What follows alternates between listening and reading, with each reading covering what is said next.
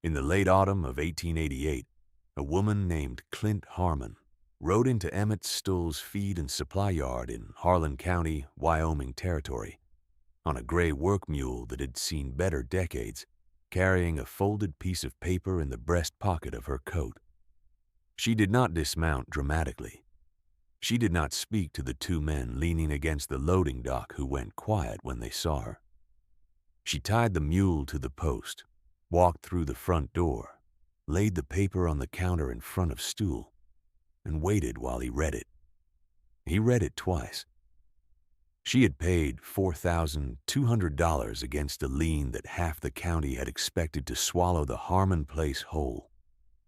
She had paid it in cattle and in patience, over 5 years, without once asking for an extension. Stull had nothing left to say to her, and she had never needed him to say anything at all. She took the receipt he signed, folded it once the same way she had folded the bank draft, tucked it in the same breast pocket, walked back out, untied the mule, and rode home. That was the end. What follows is the beginning. Wallace Harmon had been a careful man with almost everything except his body, which he wore out slowly and without complaint over 43 years of ranching, the same 160 acres in the shadow of the Laramie Range. He had a ledger he kept in neat columns, income against expense, herd count against hay consumed, debt against payment, and he had taught his daughter Clint to read it the way some men teach their sons to read a river, which is to say with complete attention and without flinching at what it said. She had been helping him with the books since she was 14. By the time she was 20, she could tell from one column whether the ranch would carry them through February or whether they would need to ask Stull for another 60-day extension on the feed account. Wallace had needed those extensions more often in the final years than he had told anyone. His hands had gone stiff in the cold. His chest had tightened in a way the county doctor described as a matter of time, and the ranch had slipped further into Stull's ledger with each winter that stripped the hay supply and each spring that arrived too wet to plant on schedule. When Wallace Harmon died in March of 1883, the total debt against the ranch stood at $4,200, held by Emmett Stull as a lien against the livestock and the land. Clint was 26 years old. She had a brother named Reuben who was 16 and sullen with grief and not yet sure what to do with either of those things. She had 160 acres, 63 head of cattle in poor late winter condition, a barn with a sod roof that leaked in 2 places, and a house with a porch that leaned toward the southeast as though it had been listening for something for too long and was tired of waiting. She had Wallace's ledger.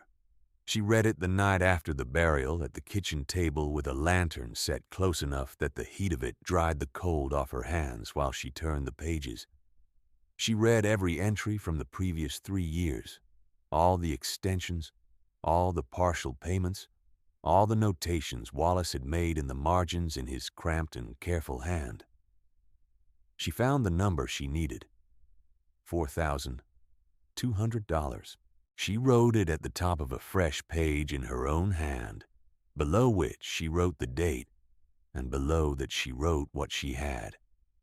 63 cattle, of which perhaps 50 were sound enough to drive, 160 acres of grass that would green by May, a barn full of hay sufficient to carry the herd to spring, and 2 hands, including herself.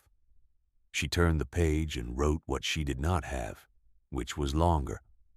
Emmett Stull came to the ranch in the 2nd week of April, after the ground had thawed enough to confirm that Wallace was not going to recover from anything. He drove his wagon up the track from the road and climbed down and stood in the yard with his hat in his hands, which was either respect or theater depending on how you read Emmett Stull, and the honest answer was somewhere between. He was a broad man in his late 40s with a feed supplier's arithmetic always running behind his eyes, and he looked at the ranch and saw what he considered a fair accounting: a young woman with a leaking barn, a grieving boy, and a debt that would take years under the best conditions to retire. He told her she should sell. He said it the way men said such things on the frontier, not unkindly but with the certainty of someone who had watched a dozen operations fold after the death of the man who ran them, and who had not yet been given reason to revise his understanding of which kinds of people could run a cattle ranch in Wyoming Territory. He said there were buyers who would take the land at a fair price, enough to clear the debt and leave her something to start fresh with elsewhere. He said it as though he were doing her a service. Clint stood in the yard and listened to all of it. She did not interrupt him. When he had finished, she said, plainly and without raising her voice, that she would have the first payment to him by November. Stoll put his hat back on. He told her he hoped that would be the case, and he climbed back into his wagon and drove down the track to the road. And she watched the dust from his wheels settle back into the ruts, and then went inside to mark the conversation in the margin of her ledger. She wrote, "Stoll advises sale. Refused. First payment, November." Dora Pease arrived 3 days later with a pot of beans and a loaf of bread wrapped in a cloth, and she did not ask if Clint wanted company. She tied her horse at the rail, walked through the front door, set the pot on the stove to warm, and sat down at the kitchen table. She was a widow of 8 years, 50-ish, with the kind of plain-spoken reliability that made people trust her without always knowing why. Her own place was 4 miles east along the creek and ran to about 80 acres and a modest herd that she managed with one hired hand and her own considerable capability. She had known Wallace Harmon since before either of them had built anything worth noting on the frontier, and she had liked him the way neighbors like people who do what they say and do not make problems. She liked his daughter more than she had said in Wallace's lifetime, which was the kind of thing that only becomes clear when there is a reason to act on it. Clint sat across the table while the beans warmed and told Dora the number. $4,200. The lien, the herd count, the plan. Dora listened without interrupting, which was more than most people offered, and more than Clint had expected from anyone. When Clint finished, Dora looked at the pot on the stove and said it was going to take more than one pot of beans. Clint said that was probably true. Dora stayed 2 hours that first day. She came back the following Tuesday, and the Tuesday after that, and by summer it was simply understood in both directions that she would come when she came, and that Clint would be working, and that was perfectly fine. Spring and early summer of 1883 were absorbed entirely in keeping the ranch from slipping further. Clint rode fence every week, noting where the wire had gone slack over winter and where the posts had heaved in the freeze. She kept the count. She brought the cattle up from the south pasture to the grass that had greened along the creek by mid-May, and watched them graze with the attention she would have given a column of figures, noting which ones had recovered their condition from the thin February and which ones had not. Reuben helped with the fencing and some of the riding, but he did it with the distant cooperative energy of a person who has not yet decided whether he is committed or merely present.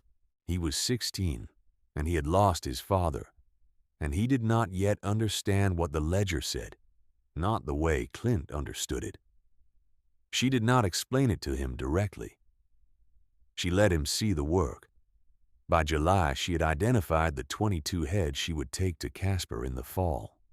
She chose them carefully, the heaviest and soundest animals from the 50 or so she considered truly market-ready, keeping back enough breeding stock and working animals to hold the herd's future. She and Reuben spent August building that numbers condition on the creek pasture, supplementing with the last of the stored hay against a summer that went drier than expected in the final weeks before the grass browned.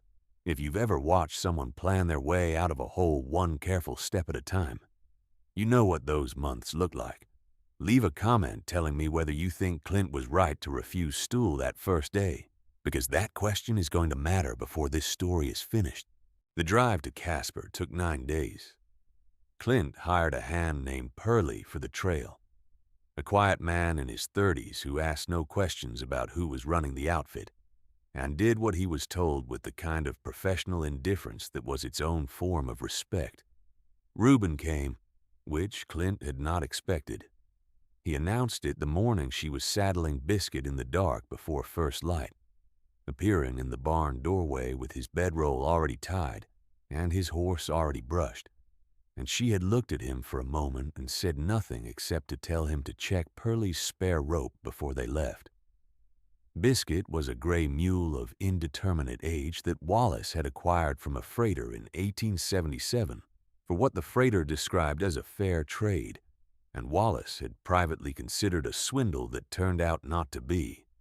The mule was not pretty and was not fast, and had opinions about terrain that she expressed through her ears and was mostly right. She was indifferent to cold, indifferent to noise, indifferent to the general dramatics of cattle on an open drive in a way that made her the most reliable animal Clint had ever ridden. The 22 head moved steadily.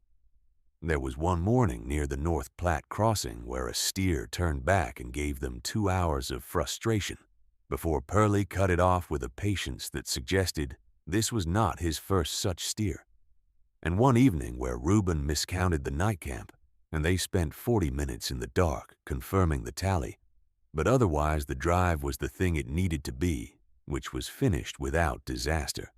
Casper received them on a cold, clear morning in early October. The buyer was a man named Garrett who ran a commission operation near the rail yard and who looked at Clint's 22 head with the expression of a man doing arithmetic he considers straightforward. He offered her $700. She told him the number she needed and the condition of the animals, and they settled at $800, which she accepted without ceremony. She paid $800 against the $4,200 debt on the 1st of November, 1883, leaving a balance of $3,400.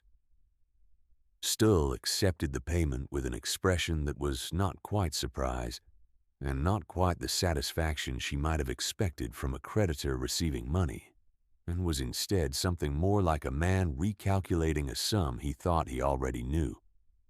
She did not comment on his expression. She took the updated ledger notation, rode home, and entered the figures in her own book. $3,400. 4 more drives. She worked the arithmetic forward across the page and marked what she would need to do each year to keep the herd healthy and growing while pulling enough animals to sell against the debt without stripping the ranch's future. It was the kind of problem that had one solution if you were patient and no solution if you were not. And Clint Harmon had inherited her patience from the same place she had inherited the ledger. The winter of 1883 came early. The first snow arrived in November, which was not unusual, and the cold settled in by early December, which was also not unusual. What arrived in January was different. 3 days of snow driven by a north wind that came off the range with the kind of force that made the barn walls flex in their joints and packed the yard from the gate to the porch with drifts that rose above Reuben's knees. The temperature dropped to somewhere below what the thermometer on the porch post would register, which meant it was past 30 below, and the wind drove the snow horizontal so that you could not tell, standing at the barn door, where the ground ended and the sky began. On the second morning, Clint went to the barn to find the north fence down. She stood in the barn door with the lantern and looked at the gap in the fence line where a full section of post and wire had gone flat, pressed down by the weight of drifted snow and possibly by the movement of spooked cattle, and she counted the animals she could account for in the near pasture. 30 head were not there. 30 head of cattle loose on the North Range in a 3-day blizzard. That was not a theoretical problem. That was the kind of problem that, if it went unsolved for the full duration of the storm, would cost the ranch its future in a single event. Those 30 animals represented 2 more years of debt payments, breeding stock for the herd she was building, and the arithmetic that held the entire plan together. Reuben was at the barn door behind her. She could hear him breathing. She told him to stay at the house, keep the stove going, check the remaining animals every 2 hours, and not ride out for any reason until she came back. He started to say something. She had already turned toward Biscuit's stall. She saddled the mule in the dark with fingers that went numb before she had the girth tight. She packed rope and her heaviest coat, and the extra wool scarf that Dora had left hanging on the barn post in November as though she had known it would be needed, and she rode out through the gap in the fence into the gray, blinding, horizontal world of the North Range. The mule did not hesitate. Biscuit moved into the snow with the stolid certainty of an animal that had long since decided the weather was not a reason to refuse a direction. She dropped her head slightly and leaned into the wind, and walked, and Clint leaned with her, keeping her face turned away from the worst of the driven snow and navigating by the landmarks she had memorized the way Wallace had taught her. The angle of the creek draw to the north. The dark line of the willows stand 200 yards past the first fence corner, the slight rise of ground before the flat above the creek. She found the first cattle bunched in the willow stand, 8 head pressed together with their backs to the wind, all alive, and she spent an hour working them south in the snow, Biscuit pushing from behind with practiced indifference while Clint drove from the side. The cattle did not want to move into the wind. She moved them anyway, one reluctant step at a time, back through the fence gap and into the near pasture where Reuben, to his credit, had already dragged a hay bale into the open as an anchor. She went back out. She lost count of the hours. She went out and came back and went out again, each time picking up what animals she could find, working them back through the snow toward the fence. Biscuit carried her across ground that had become invisible under 2 feet of pack, across the creek draw where the drifts were chest high on the mule, and where the cold was the kind that stops feeling like cold and starts feeling like weight. She lost feeling in her feet on the second trip. She lost feeling in her hands on the third. She kept riding. By the third day, the wind dropped enough to see, and in that gray settling quiet she found the last cluster of cattle, 11 head pushed into a low draw on the far north edge of the range where the land folded down just enough to cut the wind. They were cold and thin and standing very close together, and alive. She counted them. 11. She counted the animals she had already brought back. 19. 19 and 11 was 30. She brought them home. She rode through the gap in the fence with the last 11 head, and Reuben was standing in the yard, not in the barn where she had told him to stay, but in the yard with his coat on and his hat pulled down and a rope in his hand. He hadn't gone out. He had just been waiting. He looked at the cattle, and then he looked at her, and then he went to Biscuit's head and held the mule while Clint got down, which was harder than it should have been because her legs had stopped cooperating somewhere on the last mile home. She did not fall. She stood beside the mule and breathed. Reuben did not say anything useful. He said after a moment that he had kept the stove going and that there was coffee. She said that would do. Dora arrived the following morning, having seen the break in the weather and having made a decision that did not require any particular reasoning beyond knowing what 3 days of that wind meant for a ranch running with 1 full hand and a mule. She drove her wagon up the track with a covered pot on the seat beside her and a coil of good fence wire in the back, and she tied her horse and looked at Clint standing at the barn door, still moving with the careful stiffness of someone whose feet were in the process of becoming themselves again. And she said nothing about it except to hand her the pot and go straight to the broken fence with the wire and a pair of pliers. She had the fence back up before noon. Spring came the way it always did in Wyoming, which is to say all at once, and with an apology for what had preceded it. The creek ran high with snowmelt. The grass pushed through the mud on the south pasture by the first week of April, and the cattle that had survived the winter moved out to the new grass with the purposeful energy of animals that understood relief without needing to name it. Clint rode the fence line that first clear week and found it holding. The section Dora had repaired stronger than the original. She counted the herd on a Tuesday morning in late April. 71 head. She had started the winter with 61 in the near pasture after the first drive and had lost none. Reuben began riding with her that spring without being asked. It was not a declaration. He did not announce a change of heart or revise his earlier doubts in any formal way. He simply appeared at the barn before she did one morning in May, had Biscuit saddled, and was checking the spare rope the way she had told him to check it before the first drive, and she understood from the way he did it that something in the winter had settled the question he had been carrying.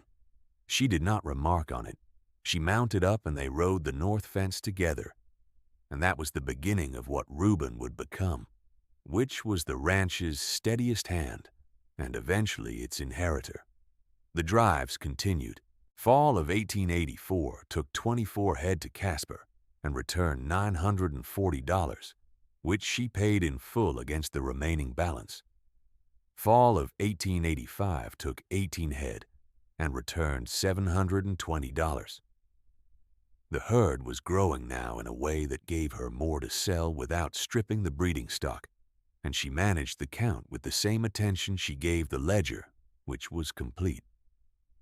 Fall of 1886 was a dry year, and the cattle were lean, and the price at Casper was poor, and she brought back only $610 from 20 animals, which was a setback she had planned for, not because she knew it was coming, but because she had always planned for the year that would be worse than expected.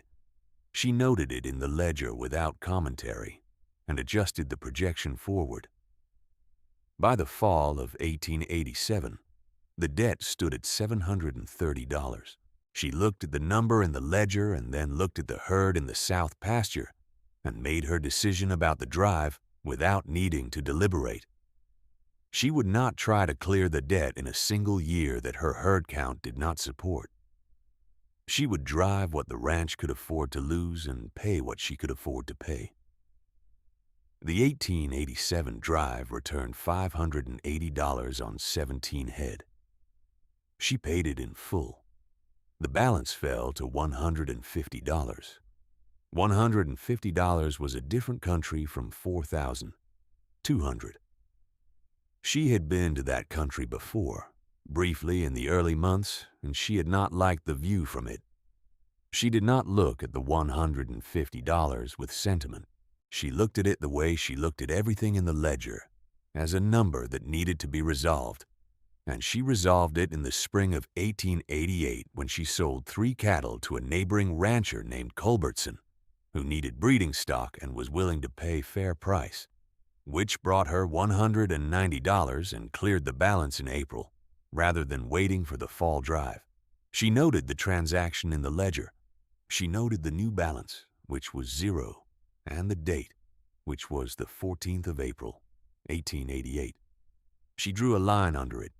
She rode to Stuhl's supply yard that same week, not to make a ceremony of it, but because she had learned over 5 years that allowing paper to sit unresolved was how debt accumulated in the first place.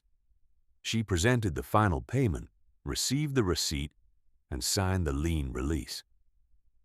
Stuhl held the paper for a moment before he set it down. He said she had done what he had not expected. She said that was generally how it worked. She folded the receipt, put it in her coat pocket, and walked back out to Biscuit, who had spent the duration of the transaction standing at the post, with the serene indifference of an animal that had long ago decided that human business was not her concern. Clint untied her, mounted, and turned south toward home. The valley did not make a ceremony of it either. That was not how the valley worked. What happened instead was the gradual revision of a wager that most people had not admitted placing in the first place. Stull had not said publicly that she would fail, but he had said publicly that he hoped she would manage, which in that time and place meant the same thing said in a different direction. The men at the loading dock who had watched her ride in on that October day in 1888 with the folded draft in her pocket had not needed to say anything, because the sight of it said everything. The commission buyer in Casper, who had negotiated with her 4 times and found her consistent and straight on every count, had mentioned that to his counterpart at the rail yard, who had mentioned it to a freight operator who ran through Harlan County. And the way it traveled was not as gossip but as quiet, accumulating fact. By 1888, Clint Harmon was simply the person who ran the Harmon Ranch, which was a fact no one in the county felt the need to discuss further. Dora remained a fixture. She had taken to arriving on Tuesdays with whatever she had made too much of, which was a tradition that served them both without requiring either of them to name it as such. She had helped with 2 more fence repairs, 1 branding season, and the calving of a difficult spring in 1887 when 3 cows dropped their calves early in cold weather, and every warm hand available was needed in the barn before sunrise. She and Clint had sat in the barn on those mornings with the lantern between them and worked in the comfortable near silence of 2 people who had long since dispensed with the need to fill every moment with words. Reuben grew into the ranch the way young men grow into the land they inherit, which is to say not all at once and not without resistance, but steadily and with increasing conviction. By 1886, he was managing the South pasture independently. By 1888, he was planning the drives with Clint rather than following her plan, offering his own read on the herd and the market and the timing, and she listened to it seriously and sometimes took his advice and sometimes did not. And he respected both responses because she always explained her reasoning in the ledger, where it was available for anyone willing to look. She was teaching him to read it the way Wallace had taught her, with complete attention and without flinching. The ranch grew across the following decade at the pace that the land and the market supported, which was not dramatic, but was real. By the early 1890s, Clint had pushed the herd count past 90 and was working 120 acres of the range more consistently than Wallace had managed in his final years, the land reclaiming its productivity now that the debt was not drawing resources away from maintenance. She and Reuben built a new section of fence along the North Range in 1891, proper cedar posts and heavy gauge wire, replacing the section that had gone down in the blizzard of 1884, and which Dora's repair, good as it was, had always been understood as temporary. They built it to last. By 1895, the ranch had effectively doubled its productive capacity. Reuben had married a woman from the eastern part of the county named Frances, who arrived with her own opinions about the kitchen garden and a cast-iron determination that Clint found immediately recognizable, and who settled into the ranch with the practical ease of someone who had been looking for exactly this kind of work and was relieved to have found it. Frances and Dora took to each other with the directness of women who identify their own kind without needing introduction. And by the following spring there were 2 households within reasonable distance of each other, and one shared understanding that the ranch was going to hold. Dora's place, 4 miles east along the creek, remained hers. She was not inclined toward merger of any kind, and Clint respected that with the same respect she applied to all arrangements that were already working. They continued their Tuesday custom into the next decade, and the one after that, the years accumulating around it the way years accumulate around any small, reliable ritual, invisibly and completely. There is no better proof of what a place is worth than the people who keep returning to it. The county records for Harlan in those years carry the Harmon Ranch in the ordinary columns of land valuations and cattle tallies, which is exactly where it belongs. It was not a famous ranch. It was not a large ranch by the standards of the Wyoming cattle empires that rose and fell in that same decade. It was 160 acres of good creek bottom grass and north range that got enough snow in winter and enough heat in summer to produce reliable grass, worked by people who paid their obligations and kept their count honest and did not ask the land for more than it could give. Reuben raised 3 children on it. 2 of them stayed in Wyoming. One took a teaching post in Cheyenne and came back to the ranch every summer with her own children, who learned the names of the pastures and the location of the creek crossing, and the fact that the north fence was built in 1891 and was still standing. The way children learn the stories that a place carries without being formally instructed, simply by being present in it long enough. Clint never left. She worked the ranch into her 60s with the same methodical attention she had brought to it at 26, the pace slowing by degrees in ways that she adjusted for without complaint. Reuben's older boy, a serious child named Wallace after his grandfather, had learned the ledger by the time he was 12, and Clint had taught him in the same way and with the same expectation. Complete attention, no flinching. She found that deeply satisfying in a way she did not discuss. Dora died in the spring of 1909, quietly and in her own house with her hired hand in attendance, which was exactly the kind of ending she would have considered appropriate. Clint rode the 4 miles east along the creek to help settle the property and spent 3 days there doing what needed doing. And when she came back, she sat at the kitchen table with Wallace the younger, and they went over the Harmon ledger together, the way she had always gone over the ledger with someone, because the numbers required witnessing. She lived to see the turn of the second decade of the new century, and the ranch had by then accumulated the quiet local reputation that belongs to places that have simply kept their word for 30 years without making a point of it. People in the county knew who Clint Harmon was, the way they knew which springs ran reliable and which fences were worth trusting, as a simple, settled fact requiring no further argument. Biscuit outlasted every reasonable expectation for a mule, as mules will, and worked until she was somewhere past 30 years old by Clint's estimation, at which point she spent her remaining time in the south pasture being deeply unimpressed by the younger horses and eating grass with the unhurried conviction of an animal that has earned the right to her opinions. When she died, Reuben buried her at the edge of the south pasture near the creek, which was the place she had always preferred on summer afternoons, and no one considered this excessive. Clint had one thing she was known to say, in the way that people who say little are known for the few things they do say. She said it when asked about the debt years, about the first winter, about the blizzard, about Stuhl's advice to sell. She said it without self-congratulation and without the particular weight of someone who wants to be remembered for having said it. She said the work told you what to do next, if you were paying attention.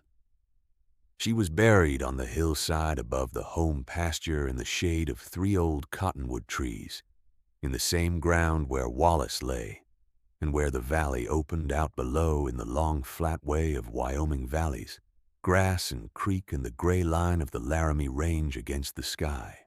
Reuben planted a small marker and left wildflowers from the creek bank, which were the flowers she had always noticed in passing and never stopped to name, and which grew back every spring without being asked, the way the good things on that land always had.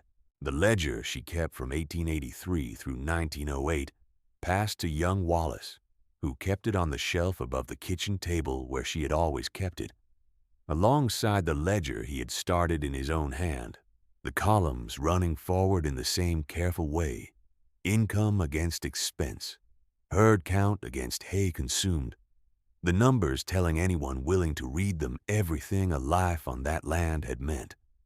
The receipt from Stuhl's supply yard, folded once, was pressed between the last pages of her ledger where it stayed. She had never needed it to say anything. It said it anyway. If this story stayed with you, Drop a comment and tell me whether you think Clint ever doubted herself that first winter, or whether the ledger simply did not have a column for doubt. And if you want another story like this one, the next one is already waiting for you.